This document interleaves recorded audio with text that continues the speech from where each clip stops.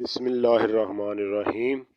آج ہم ذکر کریں گے آستان فضل کا کہ اس کا نام آستان فضل کیوں رکھا گیا، اور آج کے اس مختصر وقت میں آستان فضل اور سرکار ظہور احمد قادری صاحب مدظ اللہ العالی کے بارے میں دیگر تفصیلات بھی بتاؤں گا۔ اگر آپ نے میرے چینل کو ابھی تک سبسکرائب نہیں کیا تو ضرور کر لیں اور بیل آئیکن پر بھی کلک کر لیں۔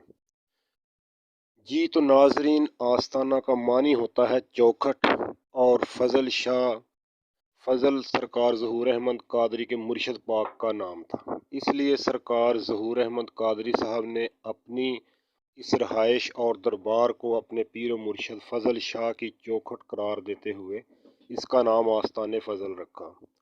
آستان فضل چک نمبر 49 شمالی سرگودا میں 49 ٹیل سے 2 کلومیٹر کے فاصلے پر واقع ہے، جہاں سرکار ظہور احمد قادری صاحب کا مزار واقع ہے، اور ہر وقت مزار پر حاضری دینے والوں کا ہجوم لگا رہتا ہے، اور تمام زائرین کے لیے کھانا اور دوائی مفت فراہم کی جاتی ہے۔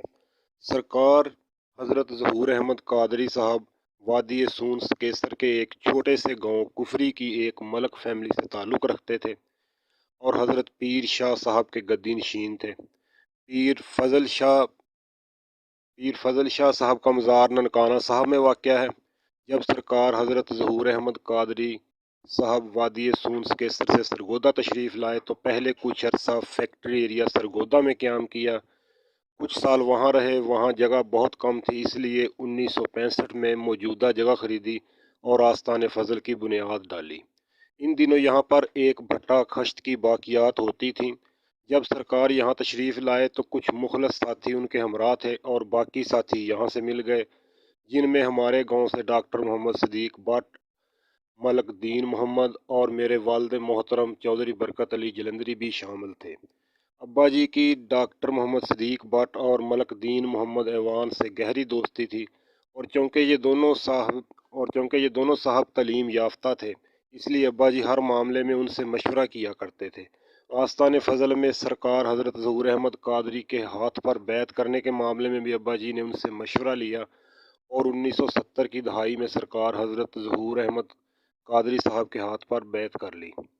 آستان فضل میں جو ہر قسم کے پودے نظر آتے ہیں ان کو بھی ابا جی نے اپنے ہاتھ سے کاشت کیا تھا۔ ابا جی چونکہ کسان تھے، اس لیے اپنے بیل لے کر جاتے، وہاں ہل چلایا کرتے تھے، اور کاشتکاری سے متعلقہ امور کی سر انجام دہی ابا جی کے ذمہ تھی۔ امی جی کو میں نے زندگی بھر 11ویں شریف سے غیر حاضر ہوتے نہیں دیکھا۔ امی جی جب مرض الموت میں مبتلا تھیں تو آخری 11ویں رجب کے مہینے کی امی جی کی وفات سے 4 دن پہلے تھی۔ امی جی نے اٹھ کر حسب عادت برتن میں آٹا ڈال کر آستان فضل جانے کی مکمل کوشش کی، مگر بیماری نے جسم کی حالت ایسی کر دی تھی کہ امی جی سے چلا نہ گیا، اور اپنی گلی سے واپس مڑ کر آ گئیں، اور چوتھے دن بعد ان کا انتقال ہو گیا۔ 1992 میں القادر ماڈل سکول اور القادر طبیہ کالج کا قیام آستان فضل میں عمل میں آیا تو شفا خانے کی ادویات کی ذمہ داری بھی طبیہ کالج کے اسٹوڈنٹ کے ذمے ہو گئی، جو کہ پہلے میرے والد محترم چودھری برکت علی جلندری کے ذمے ہوتی تھی۔ ابا جی بتایا کرتے تھے کہ بھائی فضل بریگیڈیئر صاحب کو میں کندھوں پر اٹھا کر ایوان آباد سے آستان فضل لایا کرتا تھا۔ سرکار علی کا سب سے چھوٹا صاحبزادہ ظہور عین فضل میرا ہم عمر اور میرا کلاس فیلو تھا۔ 1986 میں وہ میرے ساتھ چک نمبر 104 جنوبی کے پرائمری اسکول میں پڑھنے کے لیے آتا تھا۔ مجھے آج تک یاد ہے کہ ابا جی جب بھی اسکول جاتے تھے تو ٹیچر کو کہتے کہ ظہور عین فضل میرے مرشد کا بیٹا ہے، اس کے ساتھ نرمی سے پیش آنا، اور یہ میرا بیٹا ہے، اگر کوئی غلطی کرے یا پڑھنے میں غفلت کا مظاہرہ کرے تو اس کے ساتھ بے شک سختی کرنا، مجھے کوئی اعتراض نہیں ہوگا۔ سال 1999 میں بھائی ظہور عین فضل المعروف جانو بھائی کا انتقال ہو گیا۔ جانو بھائی کے وصال سے چند روز قبل چچا محمد سردار نے خواب میں دیکھا کہ آستان فضل کے عین اوپر آسمان سے ایک ستارہ ٹوٹ کر گرا ہے۔ چچا محمد سردار کے اس خواب کی تعبیر جانو بھائی کے وصال کی صورت میں سامنے آ گئی۔ 2012 میں سرکار حضرت ظہور احمد قادری صاحب مدظ اللہ العالی کا وصال ہو گیا تو ان کے بڑے بیٹے بریگیڈیئر ظہور فضل قادری صاحب آستان فضل کے گدی نشین بن گئے۔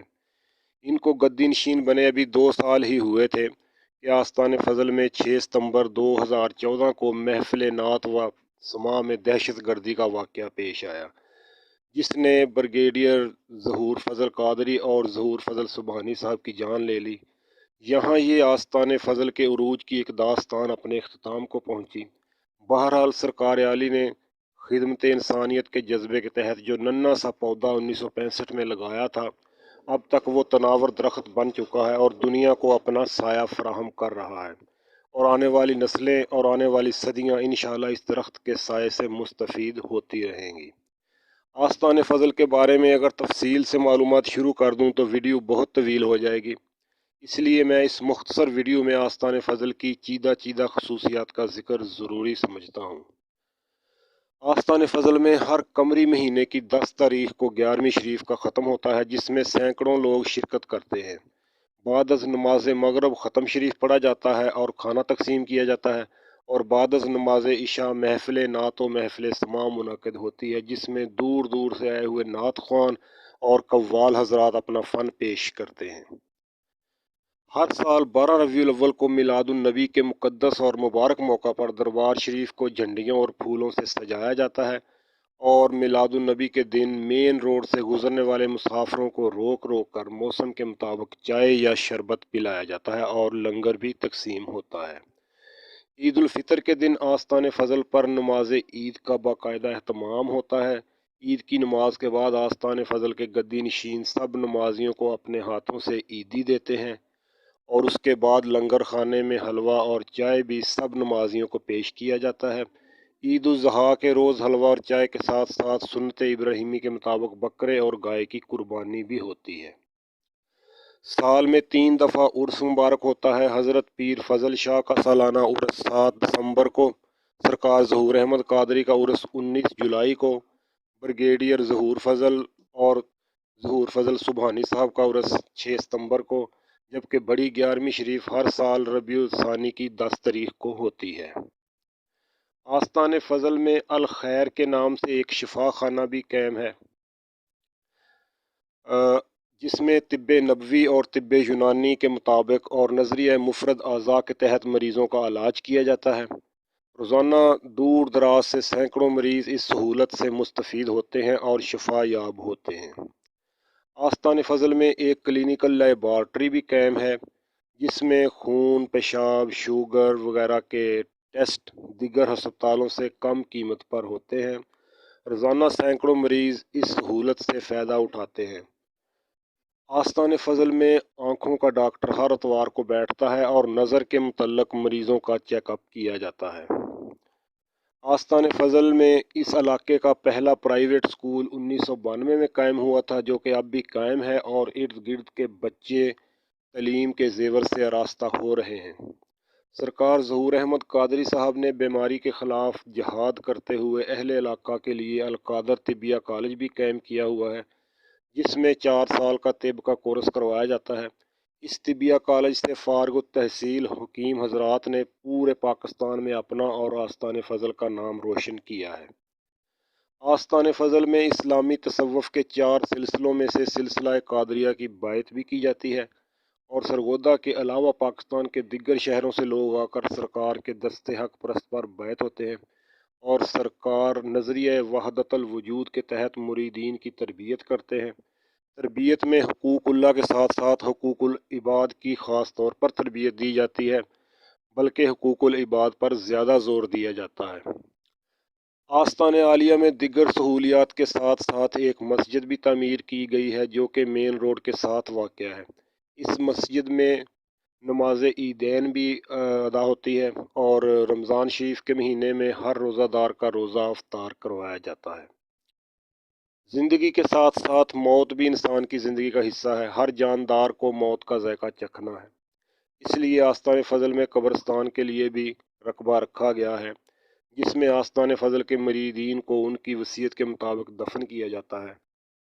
اسی قبرستان میں سرکار ظہور احمد قادری صاحب کے چھوٹے صاحبزادے بھائی ظہور عین فضل المعروف بھائی جانو کا مزار بھی واقع ہے، اور اسی قبرستان میں میرے والد چودھری برکت علی جلندری کا مزار ہے، اور ساتھ ہی میری والدہ محترمہ جنت بی بی کا مزار واقع ہے۔ आस्तान फजल की दिगर अमारात में महफल खाना, फजल शाह हॉल, लंगर खाना, मवेशी खाना, दुनिया के नक्शे वाली इमारत, स्कूल और तिबिया कॉलेज की इमारत, तवील बरामदा, ब्रिगेडियर सरकार ज़हूर फजल कादरी साहब का मकबरा वगैरह शामिल है।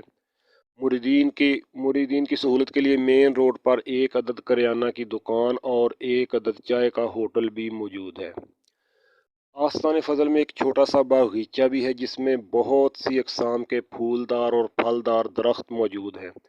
इस बागीचे की ख़ास बात यह है कि ज़ेर ज़मीन पानी नमकीन और ज़मीन कलराठी होने के बावजूद सरकार आली की करामत से हर बागीचे में बहुत सी अकसाम के पौधे उगे हुए हैं।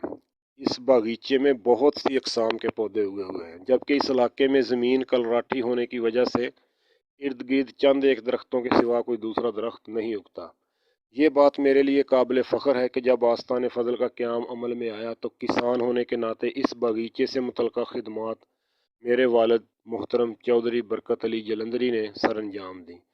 उस वक़्त बैलों के साथ खेती बाड़ी होती थी। मेरे वालिद मोहतरम बैल लेकर जाते और आस्तान फजल में हल चलाकर आते थे। आस्तान फजल में अब लंगर खाना भी कायम है, मगर इब्तदाई दौर में लंगर खाना मौजूद नहीं था और 11वीं शरीफ का खाना ख़वातीन पकाया करती थी। इब्तदाई सालों में मेरी वालदा मोहतरमा जन्नत बीबी ने अरसा दराज तक अपने हाथों से 11वीं शरीफ का लंगर पकाने की खिदमत सर अंजाम दी। मुल्की और आलमी सतह पर मंजर आम पर आने से पहले यानी 1984 से कबल उस्ताद नुसरत फ़तेह अली ख़ान भी यहाँ कव्वाली के लिए तशरीफ़ ला चुके हैं। मेरे वालिद साहब का बयान है कि मैंने खुद यहाँ पर नुसरत फ़तेह अली ख़ान को देखा।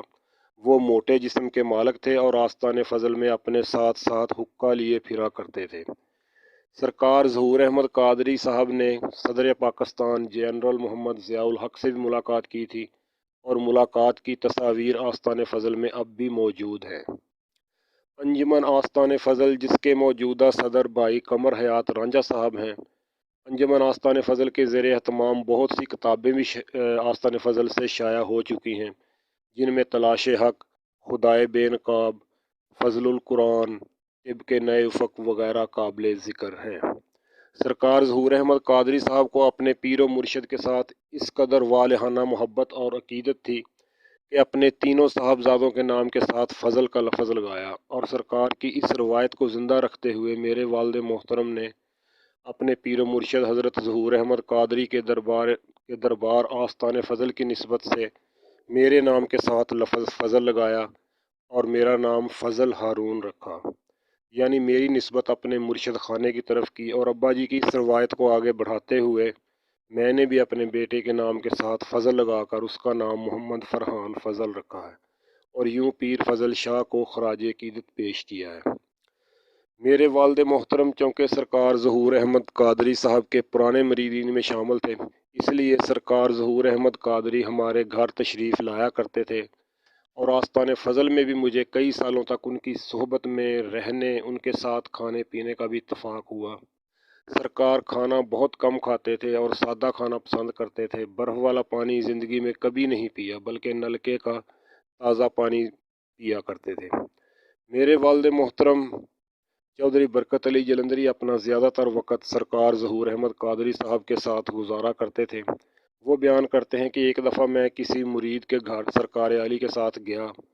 उन्होंने जो खाना पकाया था उसमें नमक बहुत ज़्यादा डाल गया, मगर इसके बावजूद सरकार आली ने अपने मुरीद से इसका शिकवा नहीं किया और ना ही खाना छोड़ा, बल्कि सारा खाना तनावल फरमाया। इसी तरह दूसरा वाक़या अब्बा जी बयान करते हैं कि आस्तान फजल में कुछ ख़ास मेहमान सरकार आली से मिलने आए।